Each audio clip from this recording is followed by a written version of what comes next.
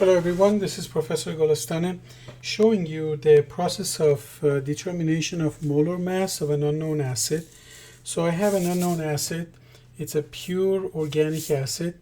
We don't know what it is, or you don't know what it is, but you're going to determine its molar mass and report it. So in order to do that, we have a standard solution of sodium hydroxide in my burette.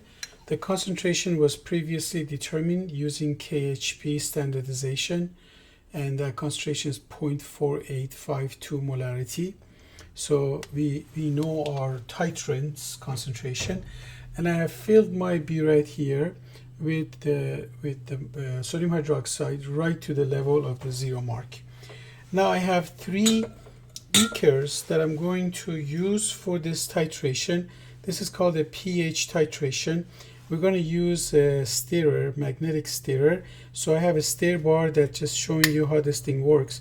When I turn the knob, it starts to turn, and it's going to be used to mix the solution for me. So rather than mixing by hand, because I have a pH meter in there, it would be hard to mix by hand. I'll be focusing on reading out the volumes for you. I'll call out the volumes and you record it. And then the mixer is going to do the job for us. I've already calibrated my pH probe using pH 7 and 4. So this is the most reliable range of pH measurements right now. So the probe is ready to go.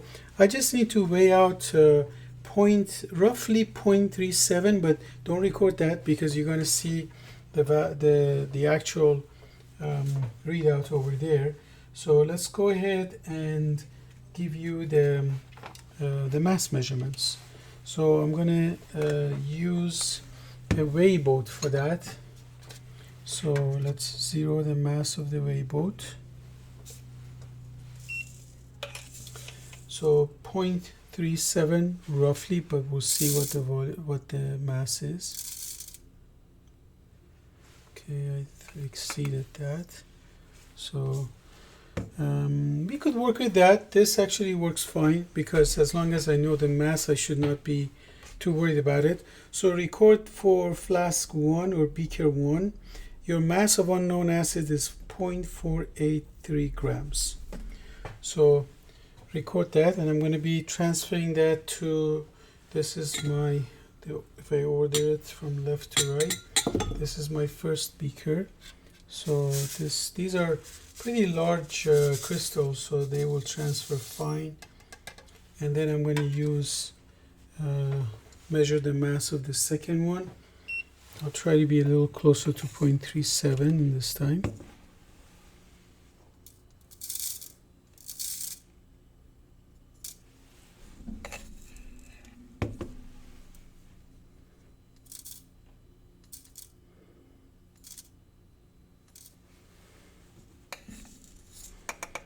Actually, we could work with that. So for the second beaker, we have 0.344 grams. So go ahead and record that. I'm going to transfer that to my second beaker. And for my third beaker,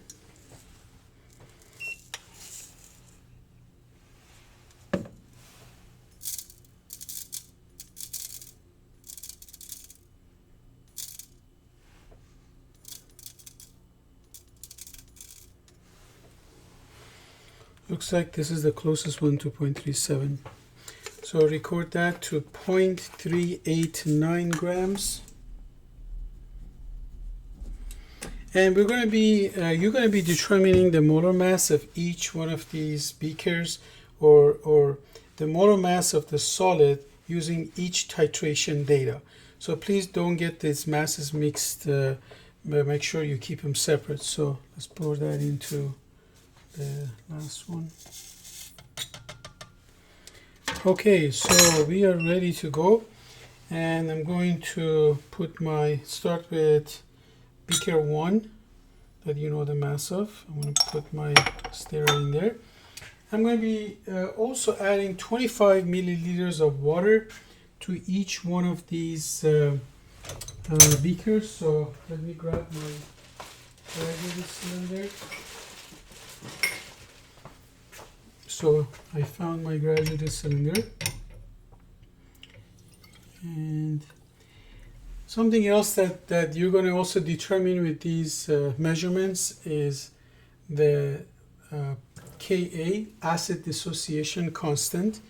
So let's go ahead and put 25 ml. I'm going to start mixing because I have to make sure that the solid is completely dissolved.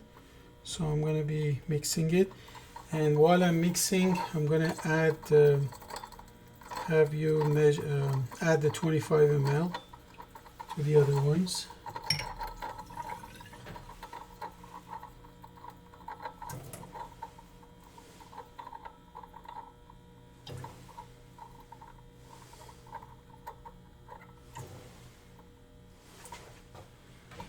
A little bit lower, 25. Okay, so this is another 25 added to beaker number 2. So we'll be mixing, dissolving that. Increase my stirring a little bit more. And the last one,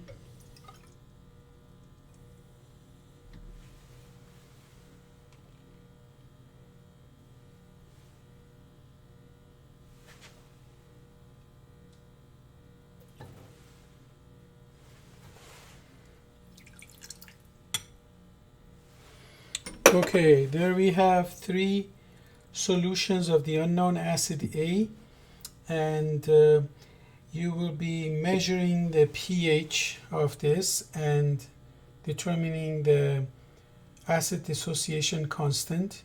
So if you know the pH, this is the equilibrium pH, you should be able to set up your equilibrium and figure out the acid dissociation constant. So let's go ahead, and this acid dissociation constant will be for the first ionization or dissociation, so it would be Ka1, because we don't know what the number of protons of these acids are, or you don't know that, so you should really assume that not assume, but we know that the Ka is actually the Ka1 for the first dissociation of the acid. So let's see if this is completely dissolved. Looks like it is, so we can go ahead and measure the pH. So I'm going to insert the probe. I'll rinse the probe first, and you can go ahead and record this. I'll just hold it since it's dissolved already. Now I told you I already calibrated these, so here's the pH value. Don't record it yet. Let me make sure the probe is inside. So the tip of the probe is inside the beaker, and the pH is 2.08. So record that pH, please. And now I'm going to stop my stir first, because there's a little bit of solution at the tip of this. I'm going to rinse that inside of the container, and the little bit of water is not going to change our titration data. So we're going to start this titration first. So probe goes in. I don't know why I took the probe out, and I thought I was going to measure the pH of the other solutions, but let's just do one at a time. It's easier that way.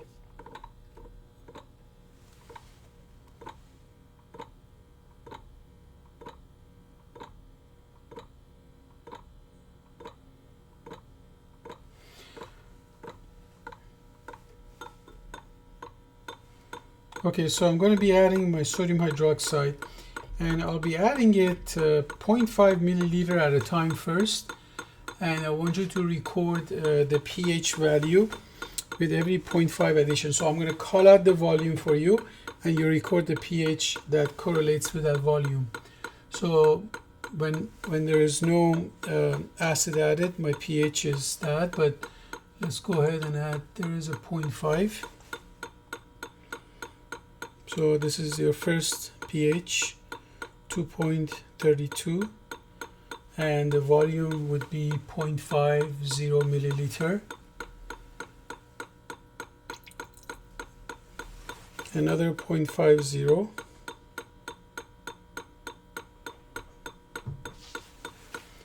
and now I'm going to add one more portion, so I'm up to 1.50 milliliters.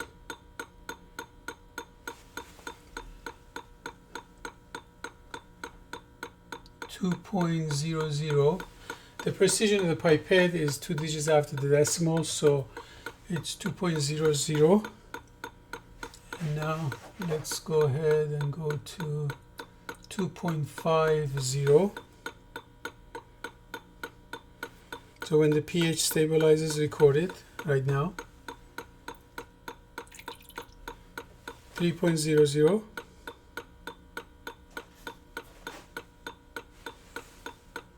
Record. 3.50. Wait till it stabilizes. Record. 4.00.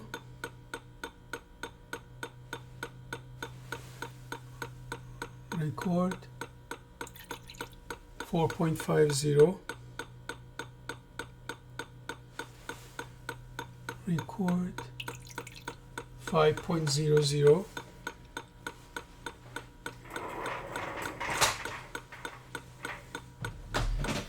And record. 5.50. Record. 6.00. Record. 6.50. Record. 7.00.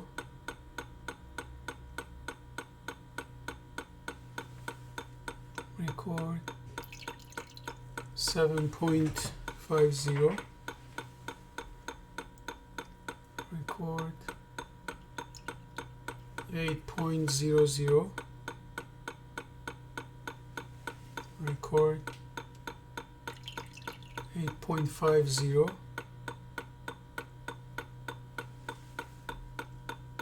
Record. 9.00. Record. 9.50. Record. 10.00. Record. 10.50. Record. 11.00. Record. 11.50.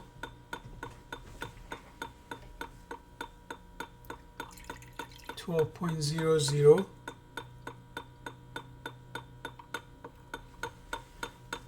Record. 12.50. Record. 13.00. And record that. And I'm going to go a little slower this time, or less volume. So record 13.20. pH is changing more rapidly, so I'm going to go less volume. So 13.20 gives you 7.37.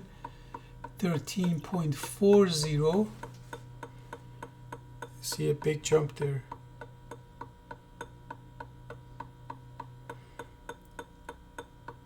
11.15. 13.5. It's already made this jump and passed the equivalence point. 11.34. And let's just go to 14 since it's past the equivalence point. 11.93. 14 and a half. 14.50. 12.20 pH. 15.00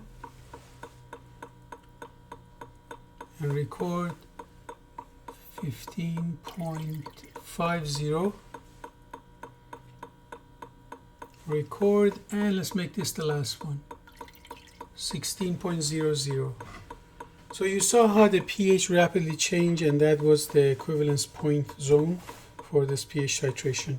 So we are done with this sample. Let's do the next one. So I'm going to fill my, be right back again to the 0 mark.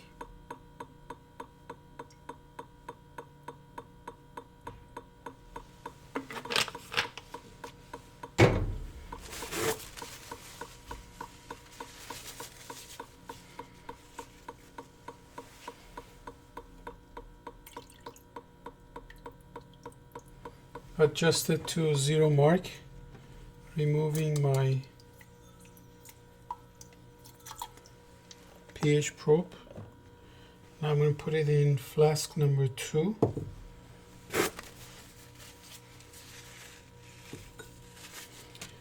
So while we're in flask number 2, I want you to record the pH. So this is for flask number 2.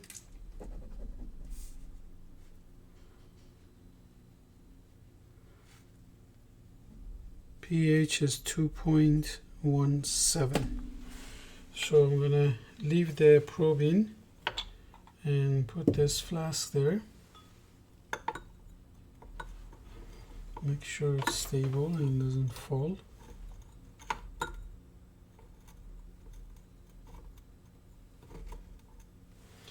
And I'm going to grab my stirrer from that solution.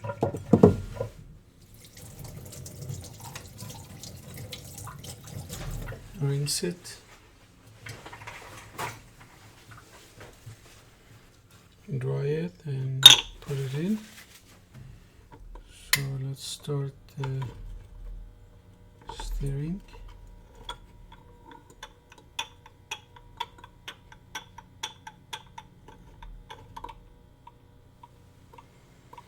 Okay, so we're good. Make it stir it a little quicker.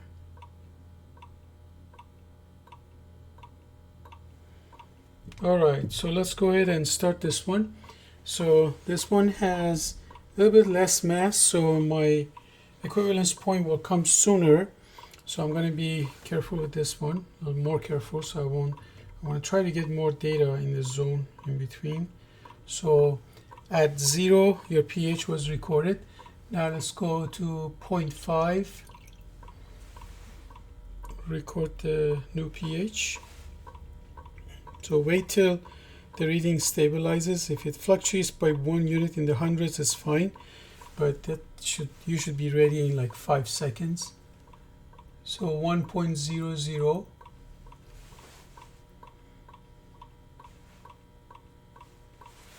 record 1.50,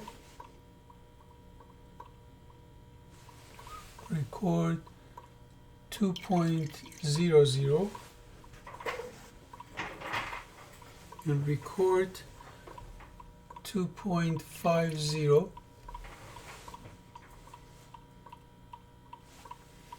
record 3.00, record 3.50, record 4.00,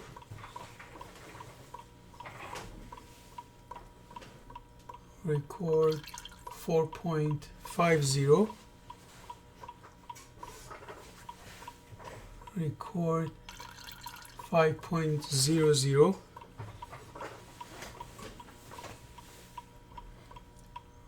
record 5.50,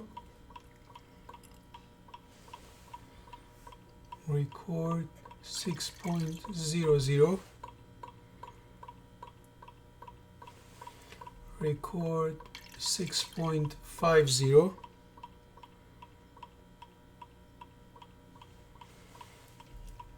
record 7.00, record 7.50, record 8.00, record 8.50, record 9.00, record 9.50, and this is where I'm going to be going a lot slower now, so let's wait and see what happens. So go ahead and record, and then I'm going to add like maybe 0.1, so this is 9.60. You see how fast it's changing now. Record 9.70, record, and we passed it. 9. Let's say 90, and record, and let's go to 10.50, record 11.00, record 11.50, record 12.00, and we'll just go up to 13. 12.50, record, and the last one 13.00. So we're done. We're good with our second titration. We have one last one to go. I'm going to remove my probe, dry the probe, put it in my solution. So measure the pH of your last unknown acid. This sample with 0.389 grams has a pH of 2.14. So let's go ahead and leave the probe in. Okay, now we are performing our last titration. This is the third flask, and I've already put my magnetic stir bar inside, and it's stirring. You recorded the pH, and so now we are ready. So I'm starting at 0, so I'm going to adjust this. It's not quite 0. Okay, there it is. So the pH, before we start, I don't think you recorded that. The pH is 2. I think you did record that. So this pH may have changed, but the pH was 2.14. So go with that previous measurement because some things may have changed with this. So let's go ahead and start. So 0.50, record these values. Record 1.00,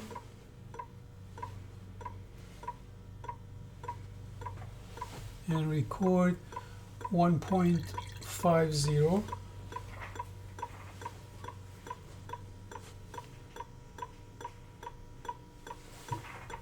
record 2.00,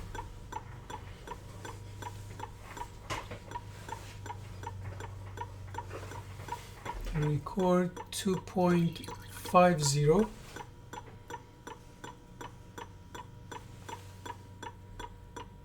record 3.00,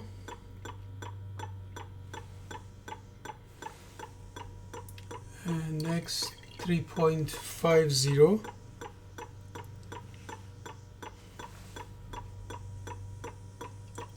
4.00,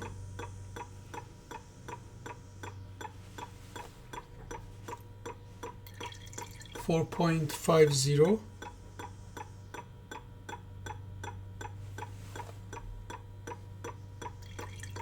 5.00,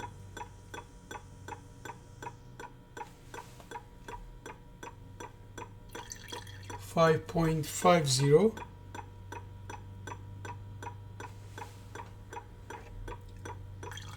6.00,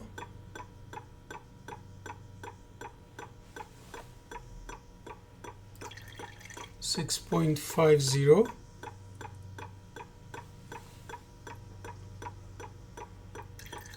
7.00,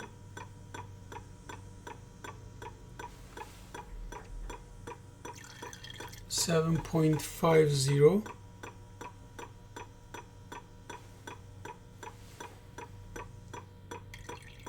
8.00,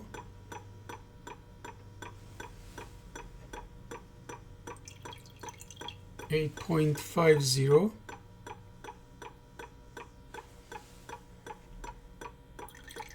9.00,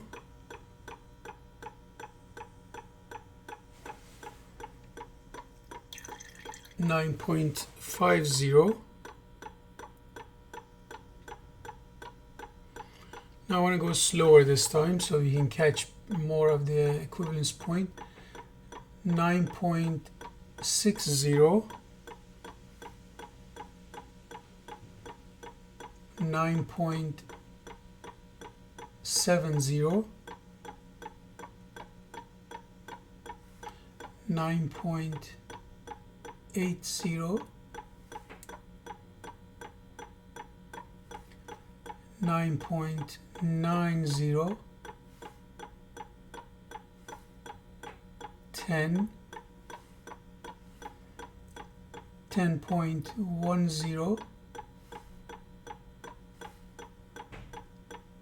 10.20, 10.30,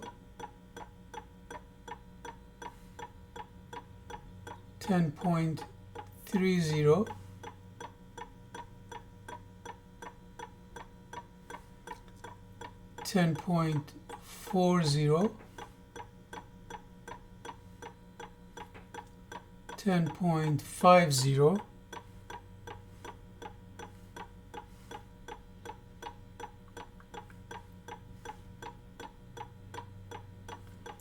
10.60, starting to change a lot faster, so we'll wait. Record. 10.70, there it is, huge jump.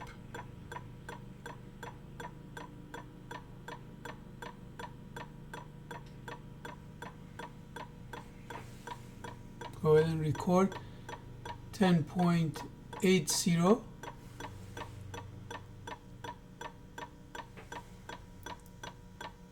record. 10.90, record, and 11.